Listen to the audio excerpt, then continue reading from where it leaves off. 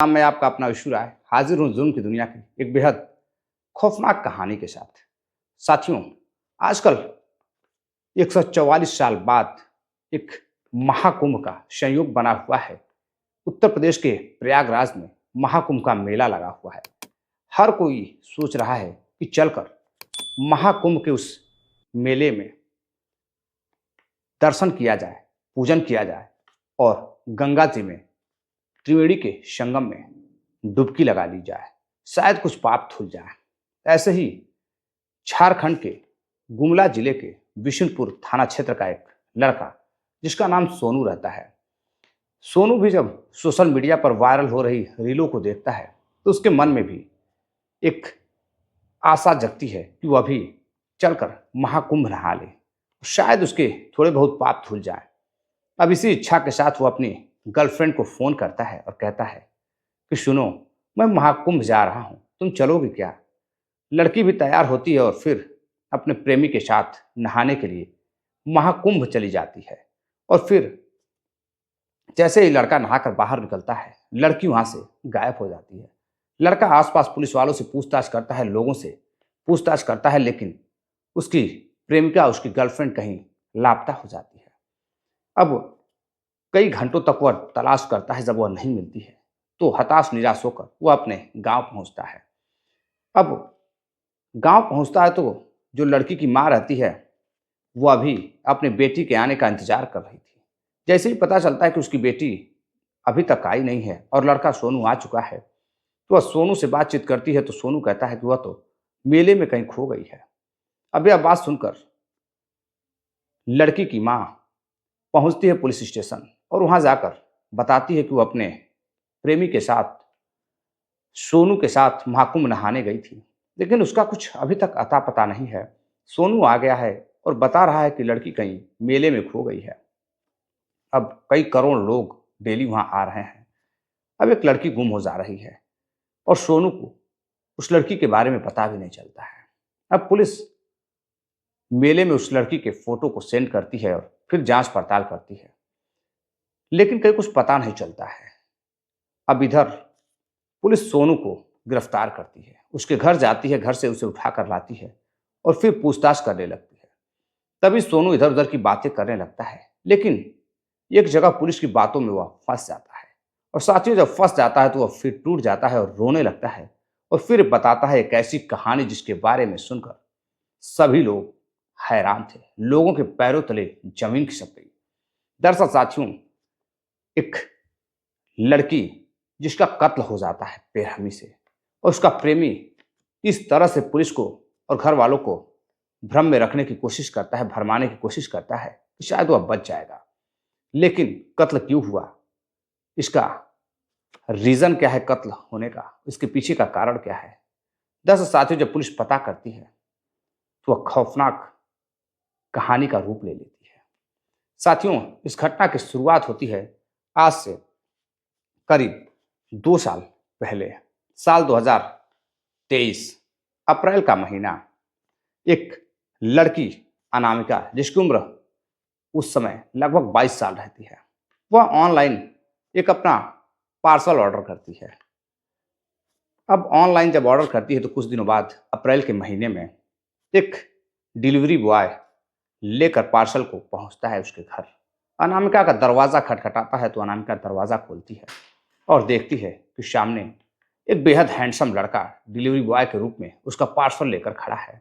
अब उस लड़के को अनामिका देखने लगती है। अनामिका भी बेहद खूबसूरत देखने में और पढ़ी लिखी लड़की जब उसे देखने लगती है तो वह डिलीवरी बॉय भी उसे देखने लगता है, उसका पार्सल देता है और फिर वहाँ से चला जाता है। अब लड़की भी उसका नंबर लेना चाहती थी, लेकिन वह ले नहीं पाती है। डिलीवरी बॉय को लगता है कि शायद लड़की उससे चाहने लगेगी, उससे दोस्ती करना चाहता था। अब वह फिर कुछ दिन बाद बहाना बना के पार्सल का उसके घर पहुंचता है और किसी और का नाम बताता है। तो अनामिका मुस्कुराने लगती है और कहती है कि मैंने तो अभी इस समय कोई ऑर्डर किया ही नहीं है, तो ये पार्सल मेरा नहीं है। लेकिन लड़का कहता है, मैडम ये पार्सल आप ही का है। अब अनामिका उसे रख लेती है और फिर वहाँ से डिलीवरी बॉय चला जाता है। अनामिका जब पार्सल खोलती है तो वह देखती है कि उसमें थोड़ी सी कुछ चीज़ें थी और उसके बाद एक लेटर था। लेटर में जो लड़का रहता है सोनू, वह डिलीवरी बॉय, वह अनामिका को प्रपोज़ करता है और अपना नंबर देता है। लड़की भी उसे चाहने लगती है। लेटर पढ़कर काफ़ी खुश होती है। अब खुश होती है तो सोचती है कि रुको, कम से कम 2 दिन इंतज़ार करते हैं। सोनू को थोड़ा तड़फने देते हैं। 2 दिनों तक इंतज़ार करती है, लेकिन लड़की खुद प्यार की आग में जल रही थी। वो खुद तड़फने लगती है और तड़फ जब हद से ज़्यादा बढ़ती है तो अनामिका डिलीवरी बॉय को फ़ोन कर देती है। और डिलीवरी बॉय जब फ़ोन रिसीव करता है तो उसे पता था कि यह फ़ोन अनामिका का ही है।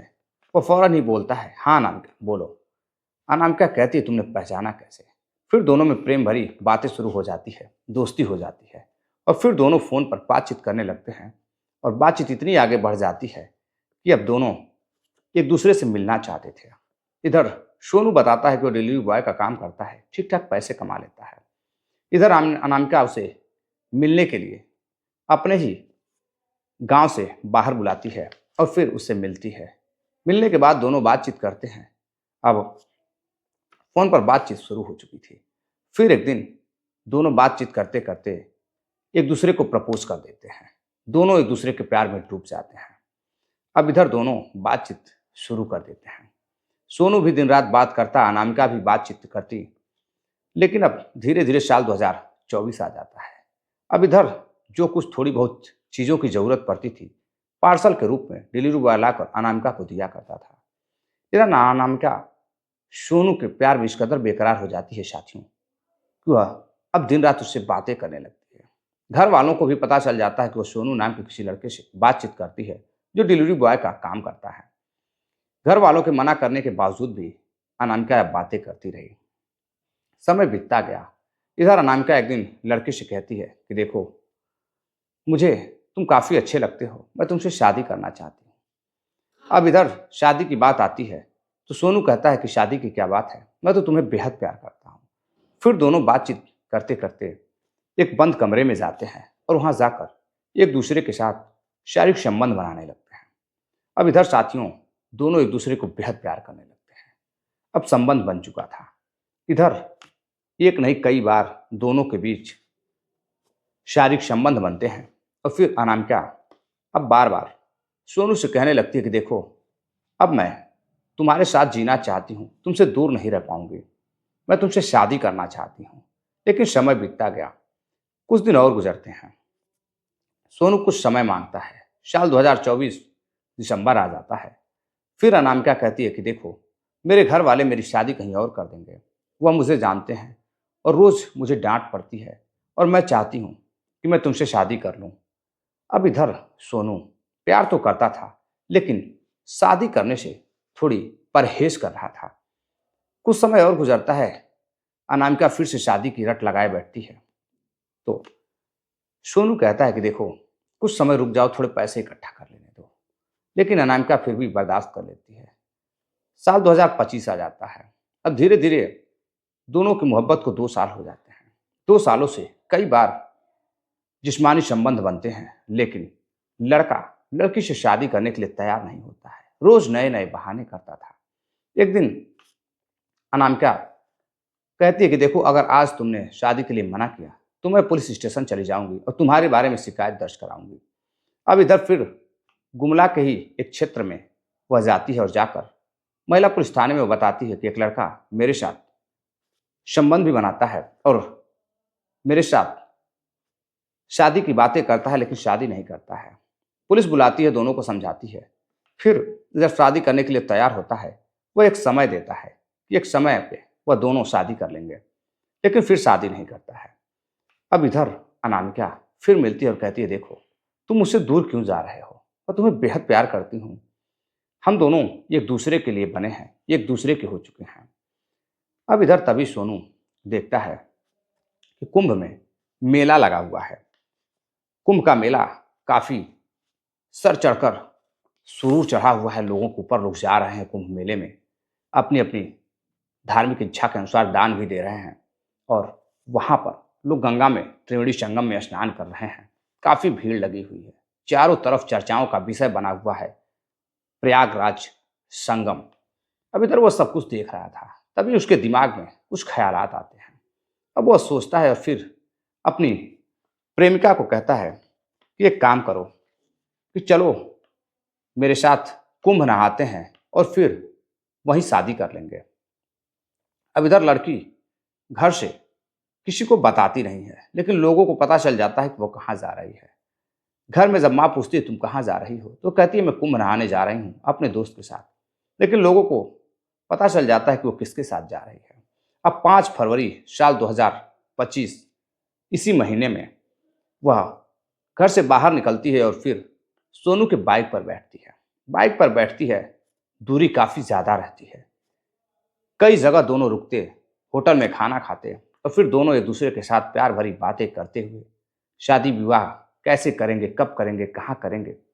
अब लड़की बिल्कुल खुश थी कि अब उसका प्रेमी कुंभ नहाने जा रहा है। शायद कुछ पाप उसके भी धुल जाएंगे और उसके प्रेमी का भी धुल जाएगा, तो क्या पता शादी का भी संयोग बन जाए। अब प्रेमिका अनामिका पूरी तरह से उसके कब्जे में थी, उसके प्यार में पागल थी, बेकरार थी। अब साथियों वहां से अनामिका को लेकर वह चलता है तो फिर यूपी के बॉर्डर पर पहुंचता है। वहां पहुंचता है तो वहां एक रात गुजारता है।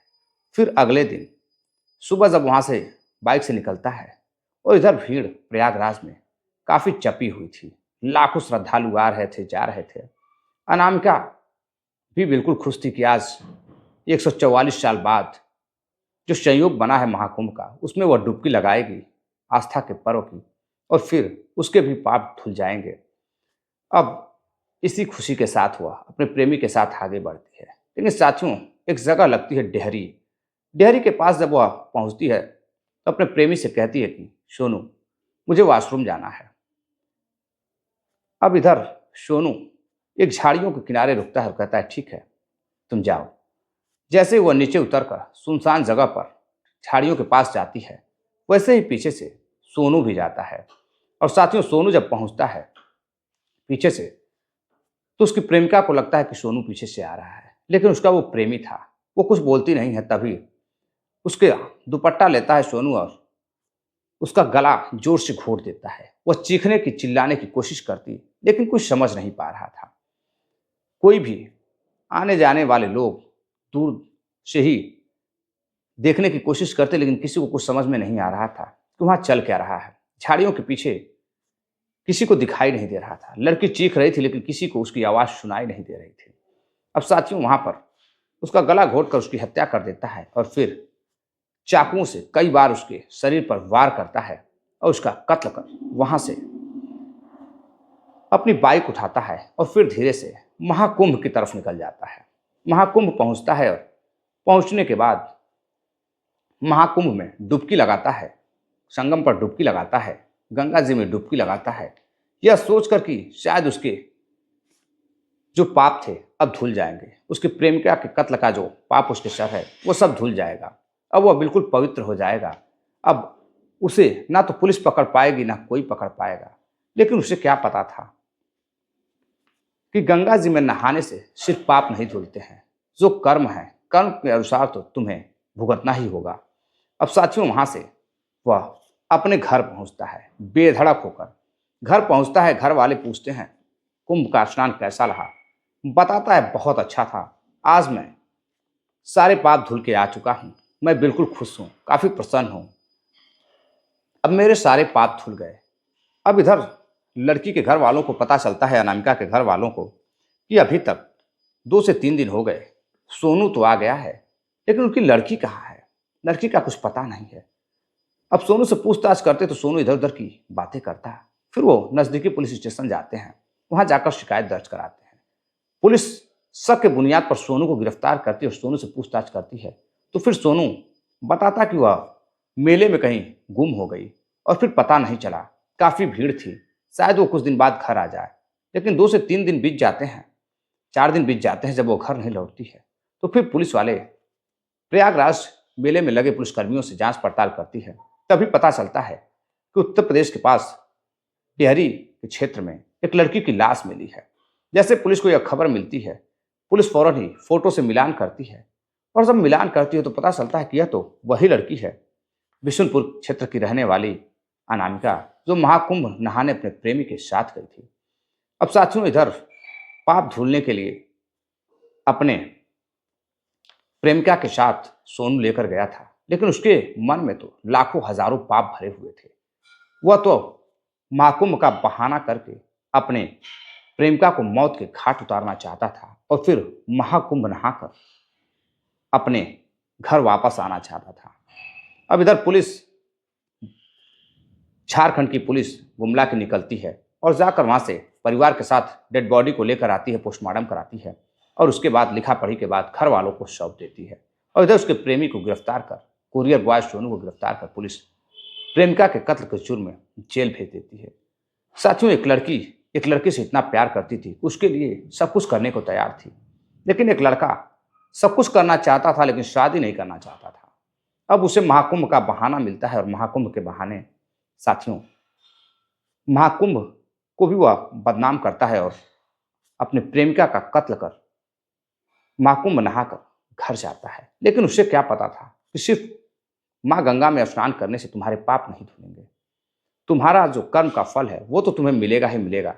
बेटा, अब तुम्हें जेल होगी और फिर तुम सलाखों के पीछे कई सालों तक रहोगे और शायद तब जाकर तुम्हें यह पछतावा हो, यह समझ में आए कि जो तुमने किया वो बेहद गलत है। सिर्फ महाकुंभ नहाने से तुम्हारे पाप धुलने वाले नहीं हैं, कर्म भी करना पड़ेगा। तो साथियों, ये थी पूरी कहानी। जब यह घटना सोशल मीडिया, न्यूज़ मीडिया के माध्यम से लोगों तक पहुंचती है तो लोग सुनकर बड़े हैरान थे कि लोग कहीं भी किसी भी चीज़ का फायदा उठाना चाहते हैं। किसी मेले का, किसी सार्वजनिक स्थल पर जाकर भीड़ भाड़ का भी फायदा उठाकर लोग अपने लिए सोचते भी नहीं हैं कि आखिर उनका अंजाम क्या होगा। तो साथियों, ये थी पूरी कहानी। इस घटनाक्रम को सुनाने का उद्देश्य आपको जागरूक करना है, किसी को हैरान करना या परेशान करना नहीं है, किसी के भावनाओं को ठेस पहुंचाना नहीं है। तो साथियों, मिलते हैं एक और नई कहानी के साथ। तब तक के लिए अपना ख्याल रखिए, अपना प्यार दीजिए, सपोर्ट दीजिए। कहानी को ज़्यादा से ज़्यादा शेयर करिए ताकि ज़्यादा से ज़्यादा लोग सीख ले सकें, सबक ले सकें। नमस्कार, जय हिंद।